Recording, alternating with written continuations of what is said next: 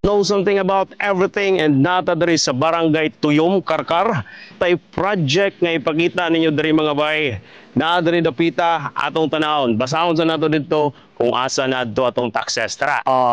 Nakita diri, this is a convergence and special support program, sustainable structure, infrastructure, projects elevating gaps, sipag, access roads and or bridges from national roads leading to major strategic public buildings, facilities, construction of road, San Fernando, going to City of Carcar Coastal Road. So mo ni mga coastal road mga bay.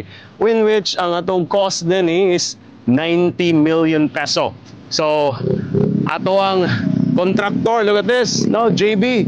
Ang atong contractor, January Builders, joint venture siya sa Arc Builders and started last March 14, 2025. Walay completion target kung kano sa sa itong nakita na yung mga equipment dere wala pa gyud siya na concrete pero na siya yung mga harang, no, mga concrete sa kilid.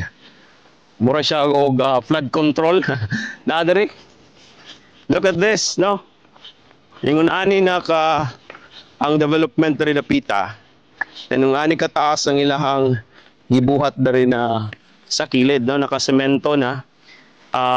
Atong ipakita sa drone para makita nato ang tibuok since dili pa man ta kasulod kay ingon ani pa siya. So atong tanawon, let's update this, no, every now and then para makita ninyo unsa improvement diri dapita sa Carcar. Again, this is into yung Carcar and this is the project, the coastal road Carcar City going to San Fernando. Hopefully mapadayon padung sa Minglanilla ang Talisay.